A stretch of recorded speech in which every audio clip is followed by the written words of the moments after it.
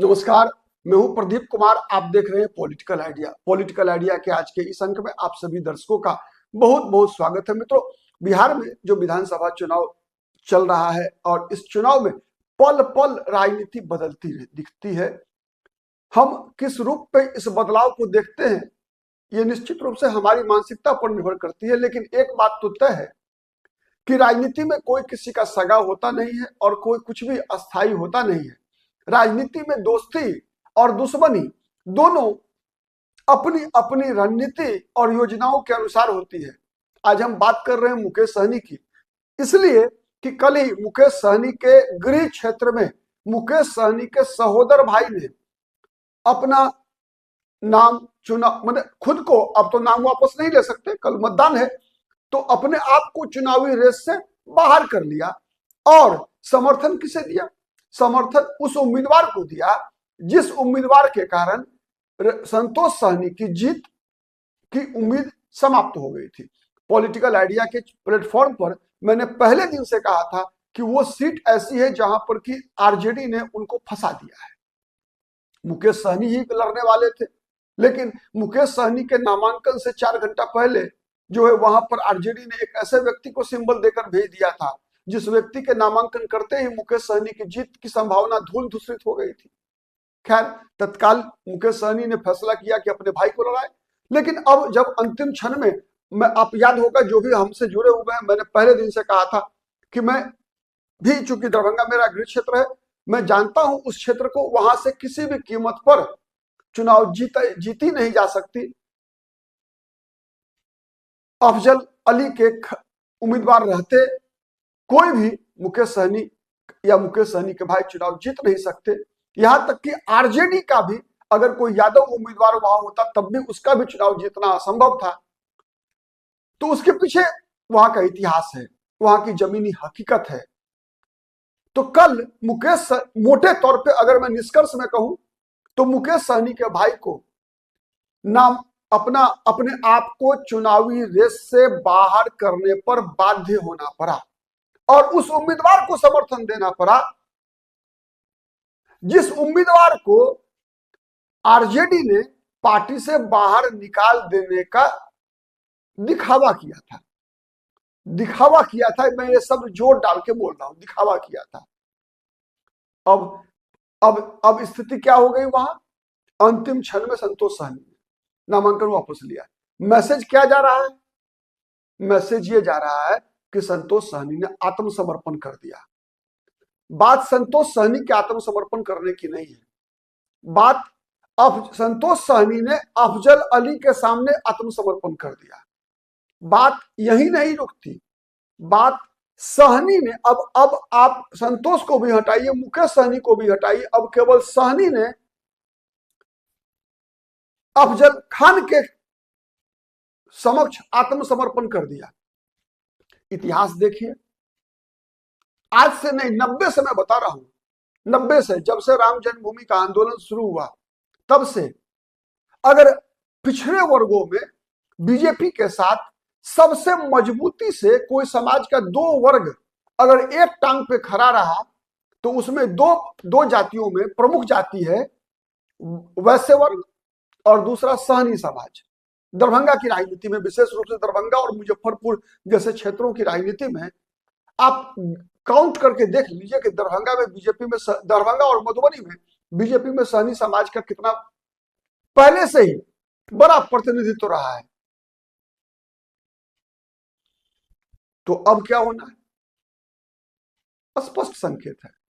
चलिए, गौरा बोराम लेकिन मोटे तौर पे गौरा बोराम में खेल क्या था? गौरा बोराम में खेल ये था कि डिप्टी सीएम का दावा टाल ठोकने वाले मुकेश सहनी, 60 सीट का दावा करने वाले मुकेश सहनी को मुकेश सहनी के घर में हरवा दिया जाए। इसके अलावा मुकेश सहनी जितनी सीटें चाहते थे, जहां से वो खुद लड़े पिछली बार, सिमरी बख्तियारपुर, जहां मामूली वोट से हार गए थे, वो सीट भी आरजेडी ने उनको नहीं दिया। जिन 4 सीटों पे जीत हुई थी मुकेश सहनी को, उनमें से केवल एक गौरा बोराम मिला। जिन सीटों पे रनर अप थे मुकेश सहनी की पार्टी, वहां एक भी सीट नहीं मिली।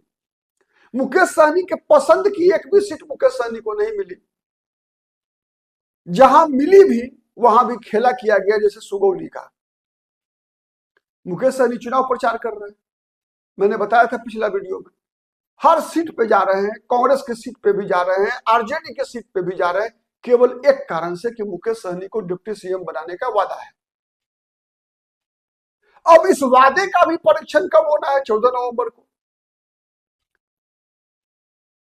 इसीलिए मैंने कहा कि 14 नवंबर को का मुकेश सहनी को बेसब्री से इंतजार है। अब मुकेश सहनी के पास कुछ भी बचा हुआ नहीं है इस चुनाव में। 15 सीट पर उम्मीदवार की घोषणा हुई थी, 2 सीट पर नाम वापस हो गया, बच गए 13। 13 में क्या खेल हो रहा है देख रहे हैं आप कि मुकेश सहनी का गौरव ओराम को छोड़ दीजिए, बगल में कुशेश्वर स्थान, वहां भी उनके उम्मीदवार निर्दलीय घोषित हो गए हैं, गणेश भारती। खेला देखते रहिए आप। मैंने बताया है, कई वीडियो बनाया है मैंने मुकेश सहनी को कि तो मुकेश सहनी को सब पता है, मुकेश सहनी इतने कमजोर खिलाड़ी नहीं है। मुकेश सहनी को पता है कि पार्टी बनाने में 10 साल लगता है, 20 साल लगता है। इतिहास याद कीजिए बहुजन समाज पार्टी का, कैसे बहुजन समाज पार्टी ने कांसीराम बाम सेफ बनाया, फिर उसके बाद जो है पार्टी बनाकर किस प्रकार से लड़ते रहे, आगे बढ़ते रहे। तो ये इतिहास है, पार्टी बनाना उतना आसान नहीं है जब सत्ता आपके पास नहीं हो। तो मुलायम सिंह यादव की पार्टी बनी इसलिए कि मुलायम सिंह यादव सत्ता में थे, उत्तर प्रदेश के मुख्यमंत्री थे, उन्होंने पार्टी तोड़ के बनाया था पार्टी। लालू यादव ने राष्ट्रीय जनता दल बनाया इसलिए कि जनता दल के वो राष्ट्रीय अध्यक्ष थे। जब जेल जाने लगे, पार्टी में विभाजन हुआ, तो राष्ट्रीय जनता दल उनको बनी बनाई पार्टी मिली। मुकेश सहनी पार्टी बना रहे हैं, तो इसीलिए समय लगेगा मुकेश सहनी को, इसमें कोई दो मत नहीं है। लेकिन सीख तो मिल रही है ना। इतना बड़ा सीख जो है मुकेश सहनी को पहली बार राजनीति सिखा रही है कि आज चारों तरफ से घेर लिए गए हैं मुकेश सहनी, और मुकेश सहनी चुनाव प्रचार भी कर रहे हैं। लेकिन मुकेश सहनी के लिए एक सबसे बड़ी राहत की बात है कि मुकेश सहनी के नाम की घोषणा महागठबंधन की संयुक्त संवाददाता सम्मेलन में किया गया। लेकिन उसमें भी एक पेच है, आप देखिएगा। उसमें घोषणा किसने किया है? अशोक गहलोत ने, तेजस्वी यादव ने नहीं किया था। घोषणा अशोक गहलोत ने किया था, कांग्रेस के नेता ने किया था, तेजस्वी यादव ने नहीं घोषणा किया था। इसीलिए मैंने कहा 14 नवंबर का इंतजार कीजिए, बिहार में बहुत कुछ हो सकता है, बहुत बड़ा खेला हो सकता है। कई परतें खुलनी बाकी है अभी महागठबंधन में भी।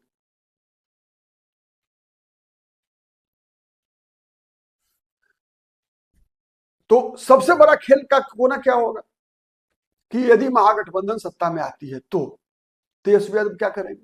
तेजस्वी यादव की इच्छा तो है नहीं कि किसी व्यक्ति को बिहार में सत्ता का दूसरा केंद्र कोई बने बिहार में। न नीतीश कुमार चाहते हैं कि कोई तीसरा विकल्प बिहार में खड़ा हो, न तेजस्वी यादव चाहते हैं। ये तो प्रयास है, इस बात में कहीं कोई दो मत नहीं। और स्वाभाविक है, तेजस्वी यादव क्यों चाहेंगे कि कोई तीसरा विकल्प खड़ा हो? नीतीश कुमार क्यों चाहेंगे कि कोई चिराग पासवान खड़ा हो, कोई बीजेपी का नेता, कोई सम्राट चौधरी, कोई नीतीश कुमार का विकल्प बन के खड़ा हो? नीतीश कुमार तो चाहेंगे उसे कमजोर करना। तो तेजस्वी यादव भी चाहेंगे कि क्यों कांग्रेस पार्टी बिहार में मजबूत हो, क्यों मुकेश सहनी को मजबूती दिलाई जाए? नहीं चाहेंगे। लेकिन मुकेश सहनी को तो अपना रास्ता तैयार करना होगा। लेकिन अभी मुकेश सहनी के लिए एकमात्र विकल्प है मौन। तो आप कहेंगे मुकेश सहनी ने अन्य विधानसभा सीट पर क्यों नहीं ऐसा खेल किया? इसलिए नहीं किया कि मुकेश सहनी की व्यक्तिगत प्रतिष्ठा, संतोष सहनी को